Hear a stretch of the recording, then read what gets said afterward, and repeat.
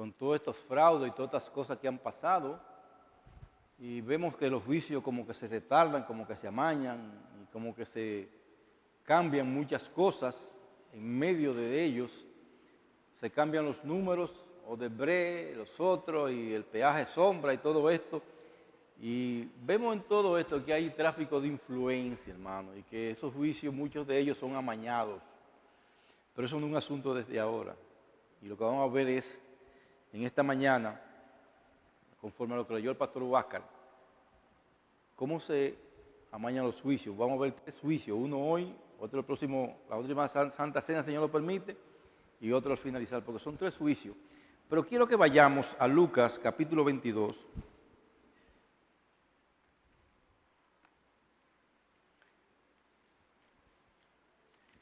Y leamos los versículos 63 al 65, para que veamos, hermano, aquí en estos versículos, que también el maltrato va acompañado de esos juicios que son amañados. Lucas 22, 63 al 65, dice allí la palabra de Dios: y los hombres que custodiaban a Jesús se burlaban de él y le golpeaban. Y viéndolos y vendándole los ojos, le golpeaban al rostro y le preguntaban diciendo: profetiza, ¿quién es el que te golpeó? Y decían otras muchas cosas injuriándoles. Las otras cosas Lucas se reservó decir lo cuales eran. Vamos a orar. Te damos gracias, Señor, por tu amor, por tu misericordia, Padre, por enviarnos a Jesucristo, quien tomó nuestro lugar. Todos los juicios que estaban contra nosotros fueron contra Él, para que hoy pudiéramos estar reunidos delante de tu presencia, salvo por tu gracia, a través de tu Hijo amado. Te pedimos, Señor, que nos ayude a comprender todas estas cosas que pasaron alrededor de estos tiempos, los últimos momentos de Cristo, y cómo tú, Señor, revertirte eso para la gloria tuya y para el bien de la humanidad. Te pedimos que me bendiga a mí, que me dé sabiduría para exponer tu palabra y que prepare nuestros corazones para recibirla. Te lo suplicamos en el nombre de Jesús. Amén. Hermanos, los judíos siempre se han enorgullecido de su sentido de equidad y de justicia, y lo hacen con razón. La mayoría de los sistemas judiciales del mundo occidental moderno tienen sus bases en el sistema legal del antiguo Israel, o sea, de la ley de Moisés. La mayoría de los sistemas judiciales del mundo, a excepción después de la Revolución Francesa, que introdujeron muchas cosas en esos sistemas judiciales. Pero ese sistema judicial judío se fundó en las normas establecidas en las Escrituras, en el Antiguo Testamento. Y la esencia de ese sistema en el Antiguo Testamento, que está en el Antiguo Testamento, se encuentran específicamente en Deuteronomio capítulo 16, versículos 18 al 20. Deuteronomio 16, 18 al 20, dice allí la palabra de Dios lo siguiente: jueces y oficiales pondrá en todas tus ciudades que Jehová tu Dios te dará en tus tribus, los cuales juzgarán al pueblo con justo juicio.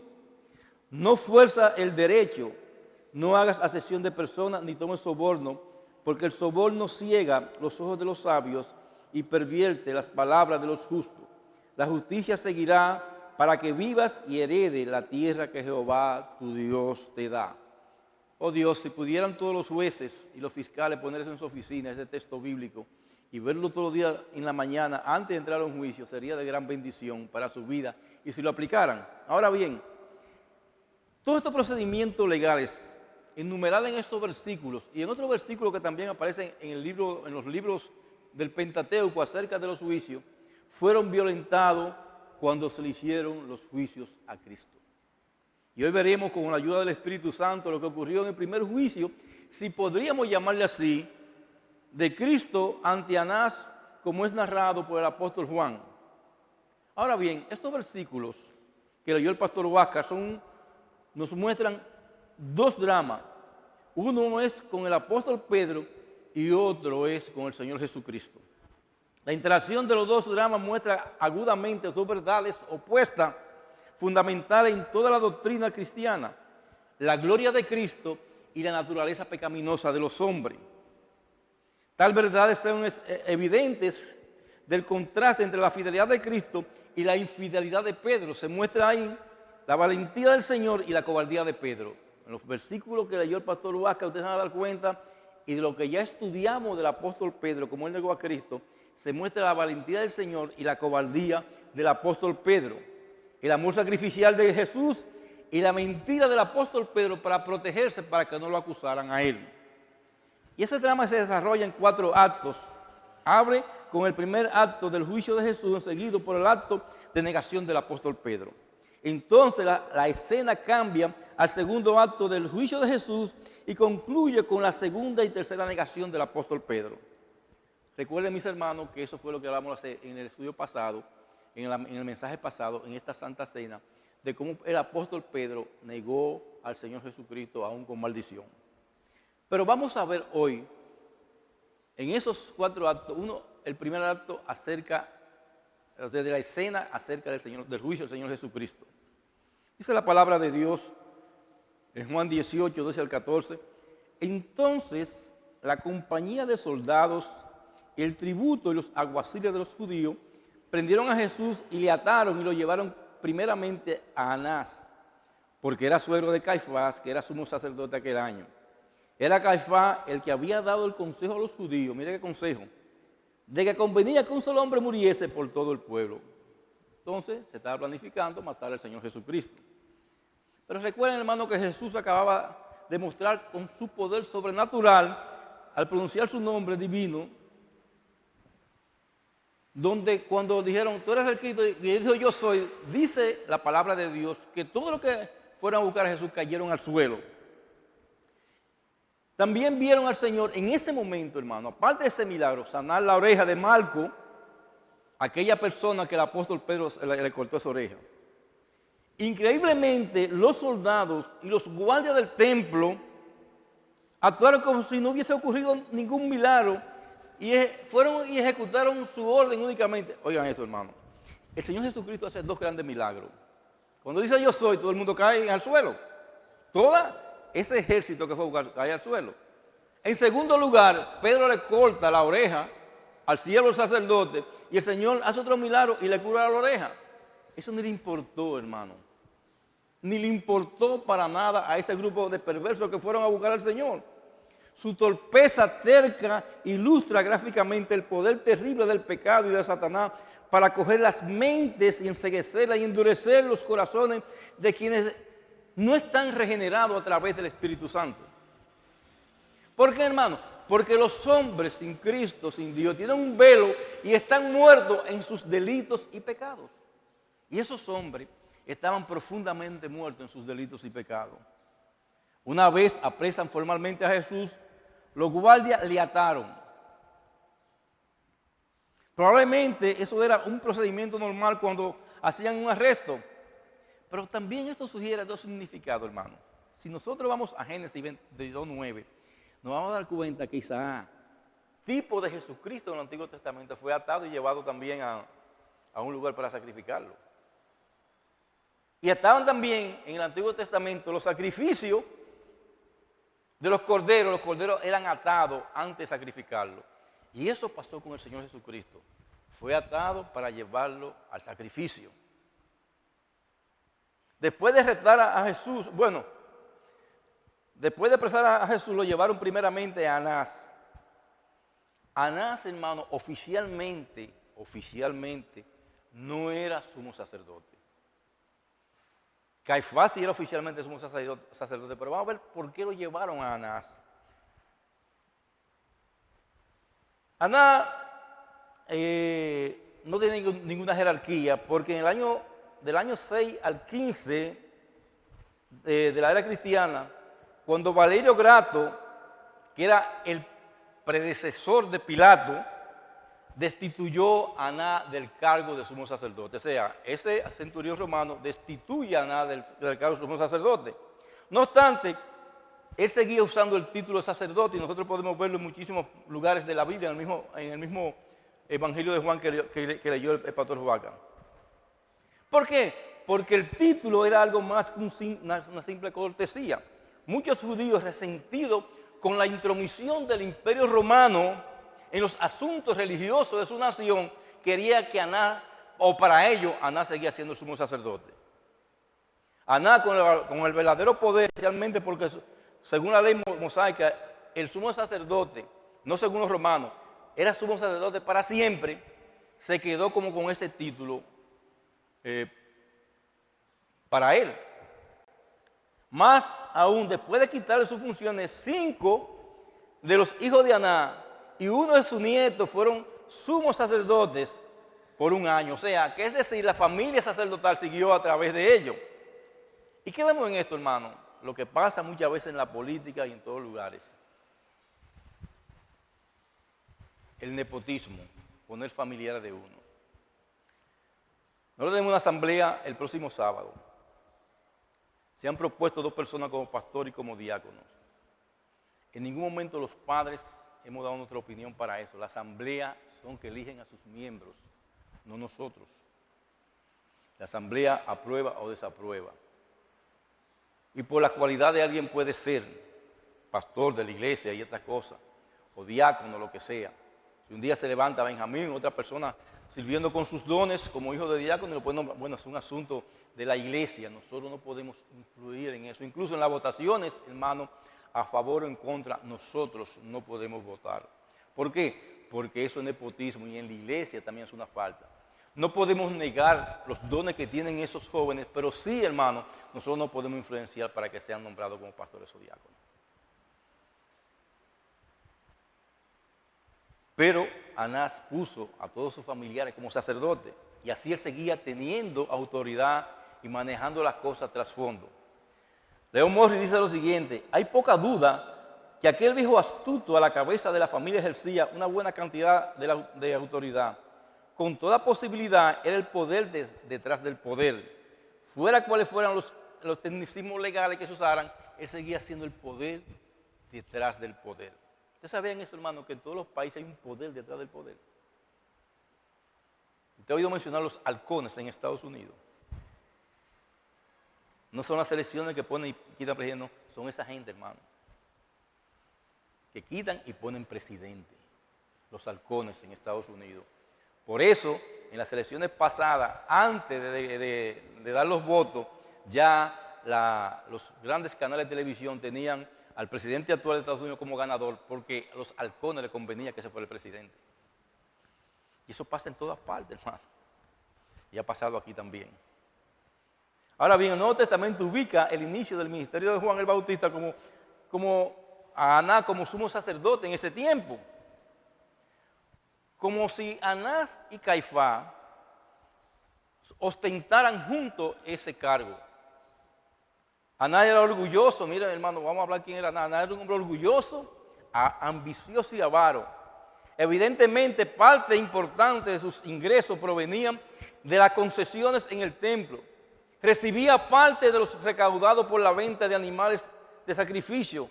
Con frecuencia, la gente le llevaba, o sea, cuando la gente iba al templo y traía un sacrificio de otro lugar que no se vendía en el templo, no podían hacerlo. Tenían que salir del sacrificio y comprárselo a Anás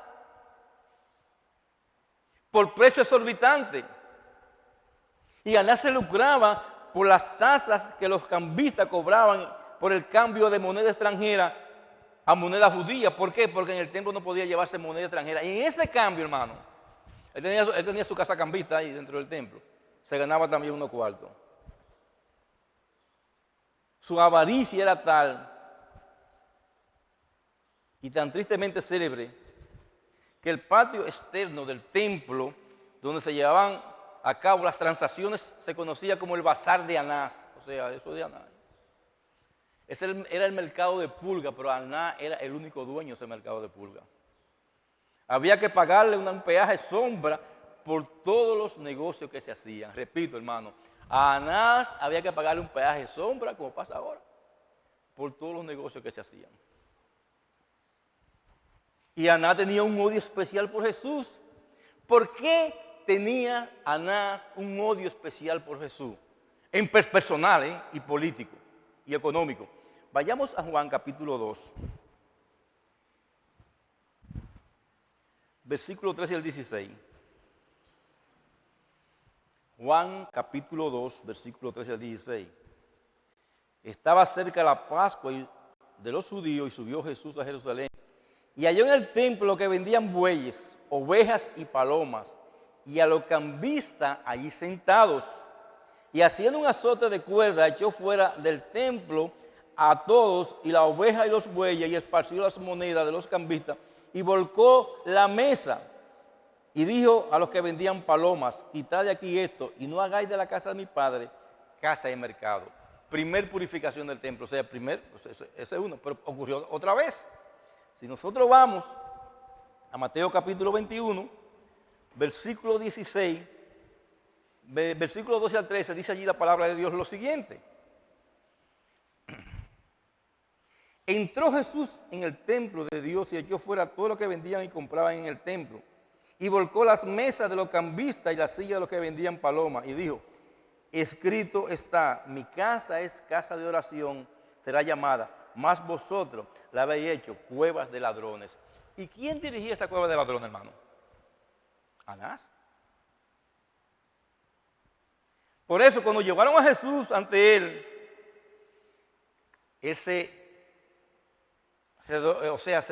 se llenó de alegría, me imagino, porque habían capturado a aquella persona que le estaba haciendo mal a su negocio. Oiga eso, hermano. Anás estaba contra Cristo porque le estaba haciendo mal a su negocio y le estaba también quitando la popularidad en el pueblo. La nota parentética de Juan, que era Caifás el que había dado el consejo a los judíos de que convenía que un solo hombre muriese por el pueblo, se refiere al incidente registrado también en Juan capítulo 11, versículo 49 al 52. O sea, eso que un hombre muriera, que Cristo muriera, estaba siendo planificado antes.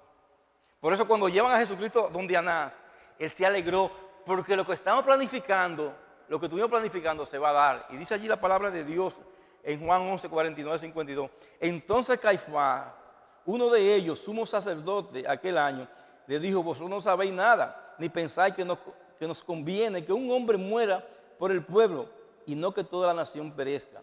Esto no lo dijo por sí mismo, sino que como era el sumo sacerdote aquel año, profetizó que Jesús había de morir por la nación, y no solamente por la nación, sino también para congraciarse en unos a los hijos de Dios que estaban dispersos.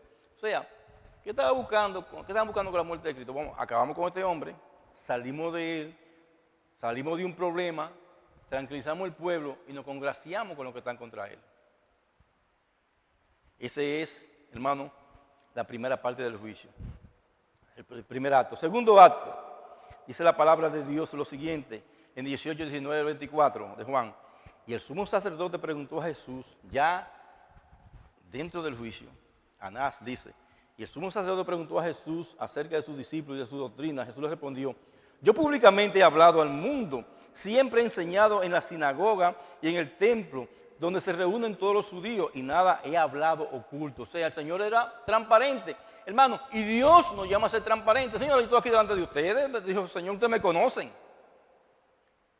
¿Por qué me pregunta a mí? Le dijo el Señor. Pregúntale a los que han oído que les haya yo hablado. He aquí, ellos saben lo que yo he dicho. Cuando Jesús hubo dicho eso, uno de los alguaciles, vamos a ver ahorita eso, que estaba allí, le dio una bofetada diciendo: así responde el sumo sacerdote. Jesús le respondió: si he hablado mal, testifica lo que está mal. Y si bien, ¿por qué me golpeas? Entonces, ¿qué hizo Anás? Dice: bueno, aquí hay un problema, yo no puedo hacer muchas cosas con este hombre. Dice que lo mandó atado a Caifás, el verdadero sumo sacerdote oficial.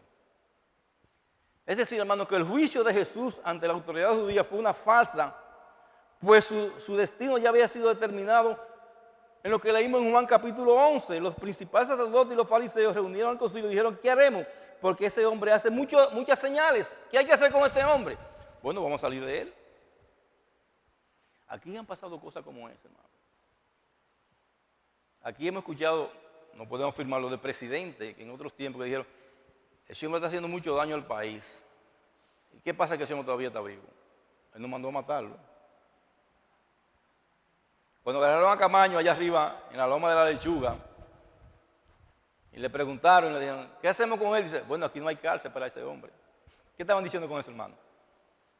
Entonces, todas estas cosas, hermano, ocurren cuando se quiere salir de alguien.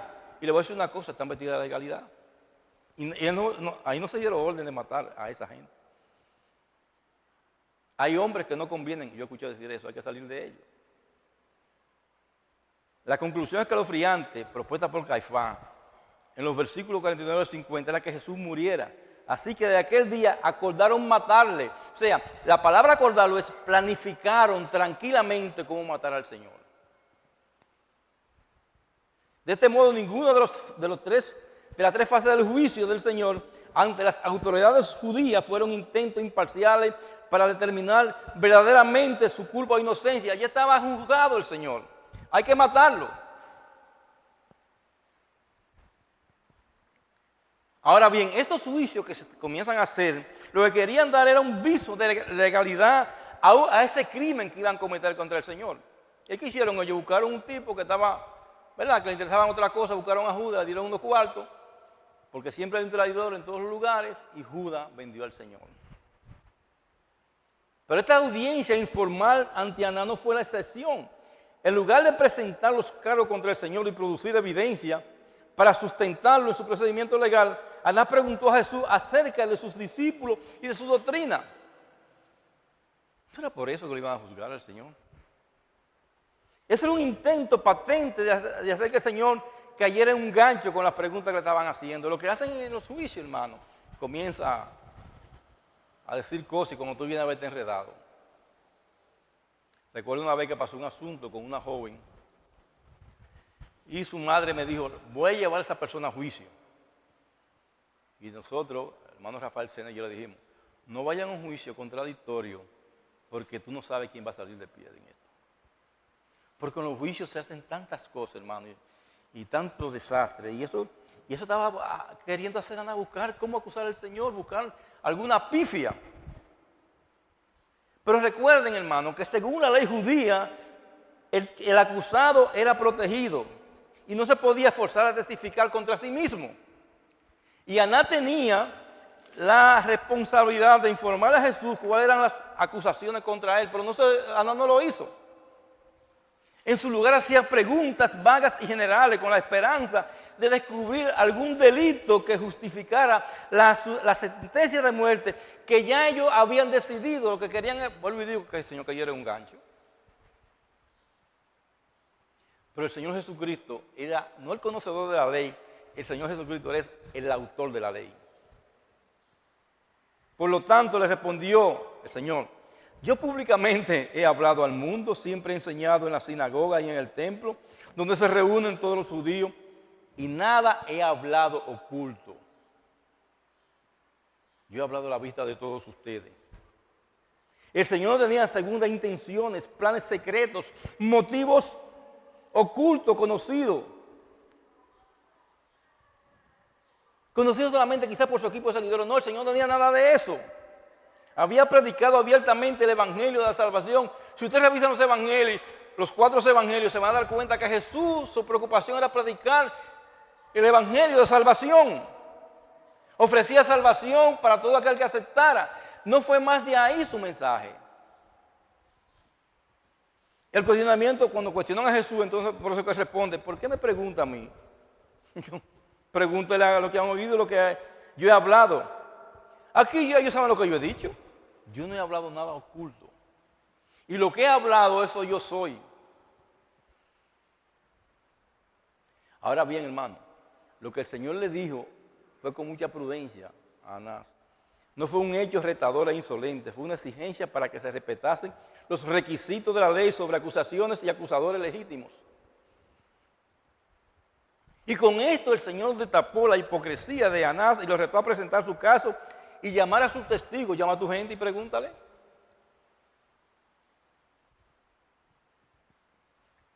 Pero uno de los alguaciles que estaba allí, siempre al lado de un jefe de un tumbapolvo, me perdonan la expresión, ofendido por la falta de respeto hacia su Señor y a lo mejor siguiendo perdón otra vez la palabra, el lambonismo que se dan detrás de mucha gente,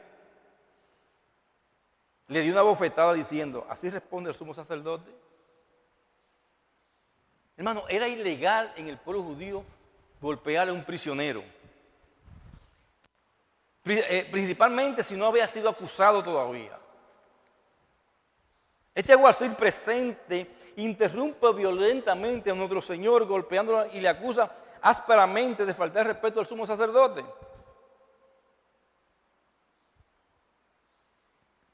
La idea es, en el original, es que le golpeó en la cara. Por eso se dice en otra parte, ¿por qué me golpea, pared blanqueada? Y ese fue el primer golpe que recibió el cuerpo de Jesús a manos de pecadores por nosotros. Públicamente era prohibido a un hombre bofetear en la cara porque era ofensivo. Y era la única vez que el Señor protesta y dice, ¿por qué tú me golpeas?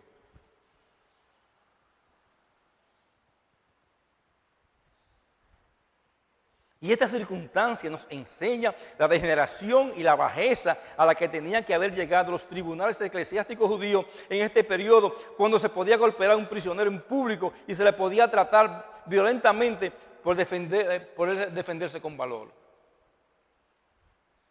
No hay cosa más ofensiva, hermano, que bofetear la cara de un hombre o de una mujer, y menos públicamente. Al Señor de señores, por nosotros le hicieron eso. Por nosotros lo golpearon.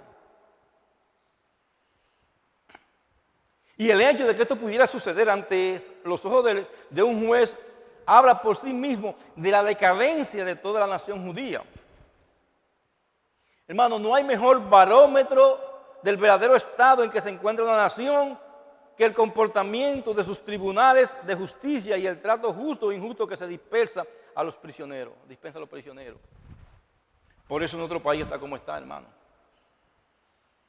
Porque no, ojalá sea verdad que te va a cambiar. No hay un estado de justicia legal en estos tiempos que se haga la cosa correctamente. Es claro que sí podía ocurrir algo como lo que dice este versículo. ¿Por qué? Porque ya el cetro había sido quitado de Judá y la nación estaba corrupta hasta la médula. Cuando hay una nación corrupta, hay jueces corruptos, hay autoridad corrupta y todo el mundo está corrompido. Y se llegan a extremos como esto. Es obvio que quien atacó a nuestro Señor consideraba que un prisionero no debe replicar jamás a un juez muy corrupto, por muy corrupto que éste sea. Pero ¿qué pasa, hermano? Como dijo alguien, por lo general, los señores corruptos siempre tienen siervos corruptos cerca de ellos. Eso es así. La respuesta de nuestro Señor a quien le golpeó es un reproche tranquilo y digno. Si he dicho algo malo, manifiéstalo de una manera propia de un tribunal de justicia, pero no me golpee, fue lo que dijo el Señor. Si por lo contrario he dicho lo correcto, ¿qué motivo tú tienes para golpearme entonces? ¿Por qué me estás golpeando? No había ninguna razón valedera para golpear al Señor. Ni hay una razón valedera para golpear a nadie así públicamente, ni a una mujer, ni a un hombre, ni a un niño, ni a nadie. Y aquí, hermano, en esta conducta nos enseña su máxima en Mateo capítulo 5, versículo 39. A cualquiera que te hiera en la mejilla derecha, vuelve también la otra. Y esto debe interpretarse, hermano, ese texto que está ahí, a la luz de lo que acabamos de ver. Y debe interpretarse con la matización y no debe aplicarse de forma sistemática. O sea, no debe aplicarse de forma sistemática que todo el puente de nosotros volteemos la mejilla para que nos den.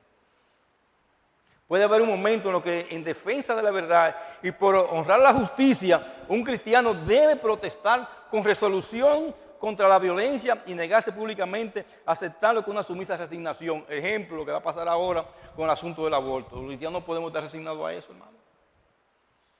Y debemos protestar legalmente contra estas cosas.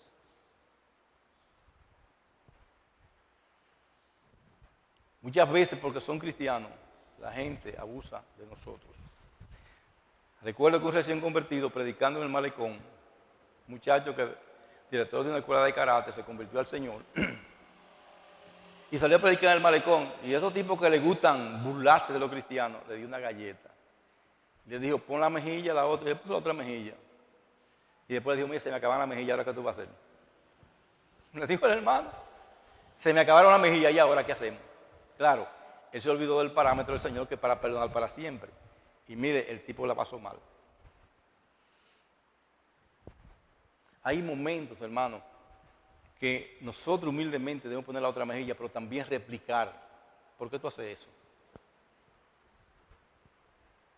San Agustín decía, nuestro Señor muestra aquí que su importante precepto de la paciencia es para ponerlo en práctica no de forma externa y física, sino en la disposición del corazón. Cualquier persona airada puede ofrecer la otra mejilla en un sentido literal. ¿Cuánto mejor que eso será decir la verdad sin alterarse y soportar con tranquilidad ataques más furibundos? Por lo que pasaba con el Señor. El Señor no, Él no puso la otra mejilla. ¿Me golpeaste aquí? No, espérate. Vamos a ver. Dime por qué me golpeaste. Y habló el Señor tranquilamente. ¿Por qué? Porque el Señor sabía que la blanda respuesta quita la ira. Pero el pecado de estos perversos estaba enseguecido, hermano. Ensegueciéndolo. El Señor mantuvo una calma majestuosa. ¿Por qué? Como dice el mismo apóstol Pedro, cuando lo maldecían no respondían con maldición. Cuando padecía no amenazaba, sino que encomendaba la causa al que juzga justamente. Hermano, al final de cuentas, nuestro juicio es Dios que lo va a llevar. Y le voy a decir una cosa, Dios va a sacar a la luz todas las cosas. Yo le dije a una persona el otro día, no peleen, entreguen las cosas en la mano del Señor. Y el Señor va a manifestar lo que hay en los corazones de cada uno. Nosotros no estamos para ir a tribunal, no estamos para ir a tribunal en ninguna parte, hermano. Nosotros tenemos mire, hermano, nosotros aquí tenemos 42 años, 41 años sirviendo al Señor. Vamos a cumplir 40 como iglesia en junio. Y hemos pasado grandes batallas, y lo saben muchos hermanos viejos de aquí de esta iglesia. Y niños que son hombres aquí hoy sentados, que nacieron en esta iglesia. Cuando la cosa está más oscura, Señor, tú eres el que resuelve. Nos hemos trancado en oración y el Señor ha traído lo mejor. El fundamento bíblico permanece, aunque muchos dijeron que no iba a permanecer. Porque no es nuestra, es de Cristo. Esta iglesia no es nuestra, es de Cristo.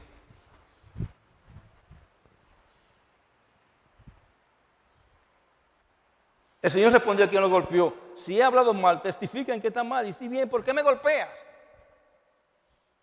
La lógica de Cristo era impecable. Si estaba mal en cuanto a los procedimientos legales, debían haberlo corregido en lugar de golpearlo. Mira, tú estás fallando en esto y en esto. Pero si hablaba correctamente, como era el caso, ¿qué razón había para golpearlo?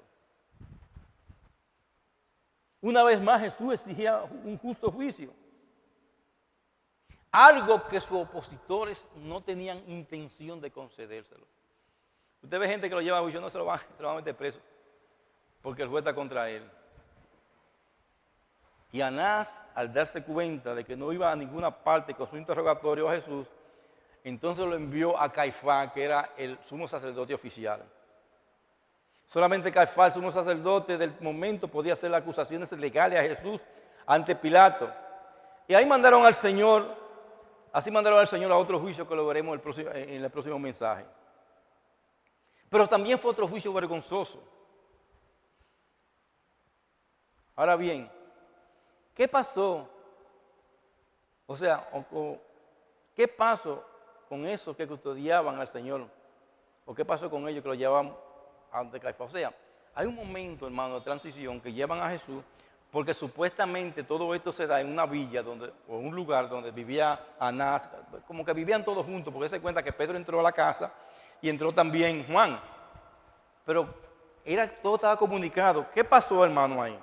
En ese momento de llevar al Señor de la casa de Anás a la casa de Caifás, lo que leímos en Lucas. Y los hombres que custodiaban a Jesús se burlaban de él, lo golpeaban, y vendándole los ojos lo golpearon al rostro y le preguntaban diciendo, profetiza, ¿quién es el que te golpeó? Y decían otras muchas cosas injuriándole. Los venerables miembros del Sanedrín ahora muestran su carácter cruel, vengativo y sádico. Qué ruines e inhumanos, bajos y despreciables fueron estos hombres. Aun cuando reconociéndose que la crueldad a la que Jesús fue sometido ahora era la acusación de los subordinados. No eran ni siquiera el sumo sacerdote que estaba golpeando al hermano. Los que se llevaron al Señor, lo que hicieron hacer una burla de él.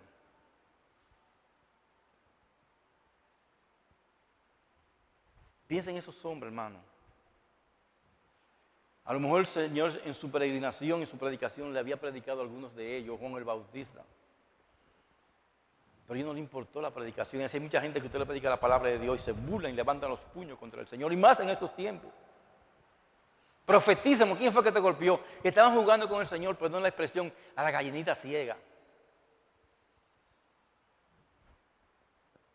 Y Lucas, al escribir este evento, está lleno de tanto horror cuando reflexiona sobre esto que se niega a entrar en mayores detalles, sino que simplemente dice, y le decían muchas cosas, insultándole. ¿Quién sabe lo que le dijeron al Señor ahí? Solamente lo saben los evangelistas y el Espíritu Santo. En ese momento, las cosas humillantes que aparte de los golpes que le dijeron al Señor. Esa soldadesca, hermano, vulgar, despreciando al Señor Jesucristo. Lo hicieron de una manera abusadora y grotesca, hermano, y eso es también injusticia. Despreciaron al Hijo de Dios que tenía enfrente de ellos. Lo insultaron. Le violentaron su dignidad como hombre. Y eso pasó el Señor Jesús. Es el principio de lo que el Señor está pasando físicamente por nosotros en ese momento. Por nosotros, por ti, por mí, hermano. Está ocupando el lugar mío en ese lugar, el Señor. Por eso Isaías escribió en Isaías 53, versículo 3, despreciado y rechazado por los hombres, varón de dolores, hecho para él sufrimiento. Todos evitaban mirarlo, fue despreciado y no lo estimamos. El Señor no fue estimado por estos hombres. Y le voy a decir una cosa, hermano, el Señor está siendo de esa misma manera hoy golpeado en el mundo y tristemente en las iglesias. Las iglesias están vendiendo al Señor como si fuera un puesto de carnicería por pedazo. Los escándalos que están ocurriendo en la iglesia de Cristo evangélica, hermano, es también golpeando a Cristo que están. Por eso usted ve célebres evangelistas divorciándose públicamente y acusándose públicamente en las redes sociales. Pero Dios mío, ¿a dónde vamos a llegar nosotros? Pues, anteponiendo nuestros intereses personales y emocionales antes que al Señor Jesucristo. Seguimos golpeándolo como estos soldados golpearon a Cristo. Y cuando tú niegas a Cristo, que no te vienes y te arrepientes, también estás golpeando a Cristo como estos soldados. Y como veremos, el juicio se convierte en algo más cruel sucesivamente cuando veamos lo que va a pasar, los episodios que vienen en los otros juicios. Por eso cantábamos, mi vida di por ti, y tú que das por mí. ¿Qué tú estás dando por el Señor?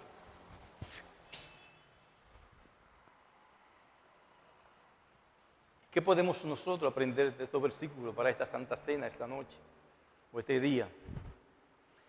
Miremos en estos versículos que los principales sacerdotes fueron los principales responsables de la muerte de nuestro Señor Jesucristo. Y repito la palabra responsable con una cacofonía porque fueron responsables. Recordemos que fueron más bien Anás y Caifás y sus compañeros los principales sacerdotes y no el pueblo en sí que inicialmente condenó a Jesús, aunque el pueblo después participó. Y este hecho merece nuestra atención, hermano. Para esta iglesia hoy, para el futuro también, y para otros que quieran ir a otras iglesias también. Porque hay gente que se llena con los ojos de la belleza de otras iglesias. Esta es una prueba clara de que la ostentación de un alto cargo eclesiástico no exime a nadie de cometer graves errores en referencia a la doctrina y tremendos pecados en la práctica. Los sacerdotes judíos podían demostrar que sus raíces se remontaban hasta Aarón, de quien eran sucesores directos. Su oficio estaba revestido de una santidad especial y llevaban consigo responsabilidades particulares. Sin embargo, estos mismos hombres que fueron ungidos supuestamente para ser sacerdotes, fue lo que mandaron a matar al Señor. Por eso, hermano, guardémonos, y nosotros lo decimos así, en esa manera, en esta iglesia. Guardémonos de considerar infalible a ningún líder o pastor de una iglesia. Su ordenación, por muy escrupulosa que haya sido, no garantiza que no vaya a poder desviarnos del buen camino y aún ocasionar la perdición de muchas almas por nuestra forma de actuar. No importa el conocimiento teológico que tenga. Grandes teólogos están humillando el nombre de Cristo en el día de hoy. Tanto la enseñanza como la conducta de todos los ministros ha de ser puesta a prueba mediante la palabra de Dios. Se les debe obedecer en todo aquello en lo que ellos mismos obedezcan a la Biblia. Pero nada más. No seamos como aquel pastor de San Pedro de Macorís que decía, hagan todo lo que yo digo, pero no todo lo que yo hago. No. Nosotros tenemos que tratar por todos los medios de vivir lo que también predicamos. La máxima de Isaías ha de ser nuestra guía. En Isaías 8:20 dice, a la ley y al testimonio, si no dijeran conforme a esto, es porque no les ha amanecido.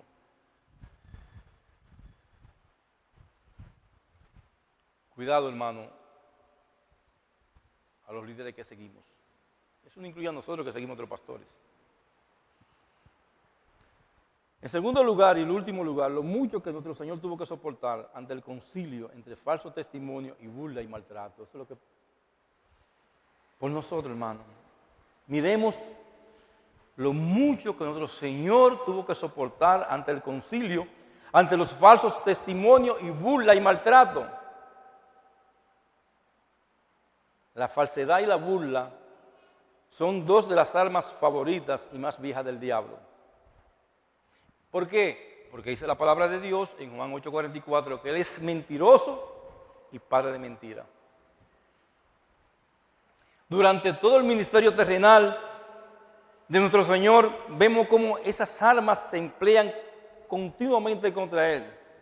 Al Señor lo llamaron comilón, bebedor de vino, amigo de publicanos y de pecadores. Se le despreció llamándole samaritano, que era un desprecio entre los judíos. Y las escenas que estamos viendo, hermanos, fueron más fuertes que lo que pasó en su vida. Satanás provocó a sus enemigos para que a sus heridas añadieran insultos. En cuanto se le declaró culpable, amontonaron sobre él toda clase de atrocidades y humillaciones. Le escupieron el rostro, le dieron puñetazos, le abofetaron y se mataron y se mofaron de él diciendo, profetiza Cristo, ¿quién es el que te golpea? Qué asombroso y extraño suena todo esto. Qué asombroso que el Hijo Santo de Dios se hubiera de someter voluntariamente a tales humillaciones para redimirnos a nosotros de nuestros pecados.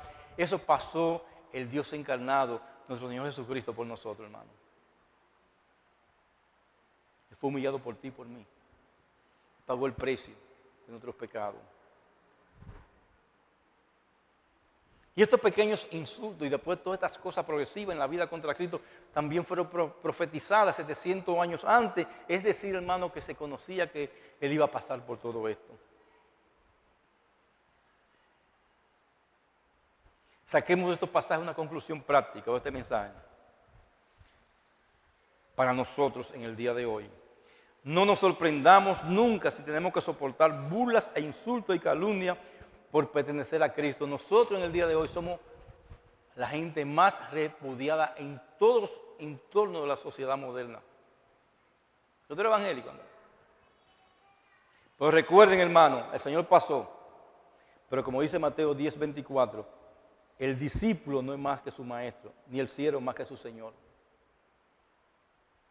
Si sobre nuestro Salvador se amontonaron mentiras e insultos, no debe asombrarnos que las mismas armas se sigan utilizando contra el pueblo de Dios, bruto, atrasado, fuera de orden. Están inventando todas las cosas malas contra el pueblo de Dios. Hermano, Cristo pasó más por nosotros. Y de la evangélica, bueno, es que no es tanto así, es así. Es así.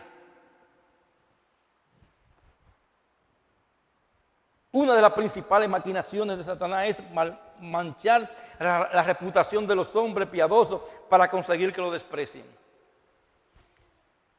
Y ayer vi el testimonio de un pastor, o de lo que quedaba del pastor. Hermano, cuidado también como hablan de uno así a lo loco. Una muchacha se enamoró del pastor. El pastor era casado. Es verdad, fue un testimonio real. La muchacha se paró en la congregación medio de un culto y dijo: el pastor me está violando. Vinieron un concilio donde el pastor le quitaron el ministerio, le creyeron a esa mujer, le quitaron el ministerio, lo sacaron de la iglesia y lo expulsaron de la comunidad. 10 años después la mujer comienza a morir de SIDA. Y llama a los pastores que estaban ahora en la iglesia para decirle que ella habló mentira contra ese pastor. Cuando fueron, el concilio fue donde el pastor vivía en una casita en una montaña, apartado, con su Biblia, lo tocaron a la puerta y él salió. Dijeron: pastor, venimos aquí a pedirle perdón porque no fuimos justos ni investigamos lo suficiente contra la acusación contra usted. Queremos restablecerle. Y él solamente le dijo: ¿quién va a restablecer mi matrimonio? ¿Quién va a restablecer la comunión con mis hijos? ¿Quién va a restablecer mi ministerio? Nadie. ¿Y quién va a restablecer mi vida? Yo la he restablecido delante del Señor, pero ¿quién va a restablecer mi vida delante del público? ¿Por qué? Porque los hombres de Dios, cualquier oportunidad la aprovecha el diablo para hacerle daño. Aquí aprovechó el diablo esta oportunidad para hacerle daño a Cristo. Pero si mantenemos la verdad y nuestro testimonio, al final de cuentas, Dios sacará a justicia el juicio. El pastor no quedó igual, pero se hizo justicia, porque Dios hará justicia al final. Por eso nosotros, hermanos, de una u otra manera, en algún tiempo, estaremos bebiendo de la misma copa que bebió el Señor. Pero hay una gran diferencia. En el peor de los casos, nosotros solamente habíamos tomado un pequeño sorbo de esa copa. Nuestro Señor Jesucristo bebió hasta el último sorbo de la copa de la ira de los hombres y del diablo. ¿Para qué? Para que hoy nosotros pudiéramos entrar al reino de los cielos. Por sus llagas fuimos curados. Por sus llagas fuimos liberados. Cada bofeteada que merecíamos nosotros, cada acusación la llevó Cristo y la pagó por nosotros. Por eso podemos decir que lo que dijo al final de sus días en la cruz del Calvario: consumado es. Pagó toda nuestra deuda, pagó tu deuda y la mía. Gloria a Dios. Gloria a mi Señor. El herido fue por nuestras rebeliones, molido por nuestros pecados. ¿Para qué? Para llevarnos a la presencia del Padre, como hijos suyos. Somos imperfectos, seguiremos sirviendo castigo, pero si seguimos sirviendo al Señor de corazón, aún en medio del sufrimiento, Dios se va a glorificar en nuestras vidas. Vamos a orar. Te damos gracias, Señor, por tus misericordias. Te damos gracias, Señor. Y te pedimos que en este tiempo que vamos a tomar la Santa Cena, recordemos el precio que pagó nuestro Señor Jesucristo por nosotros. Y bendícenos, Señor, y ayúdanos, Padre, a glorificar tu nombre. Oh Dios,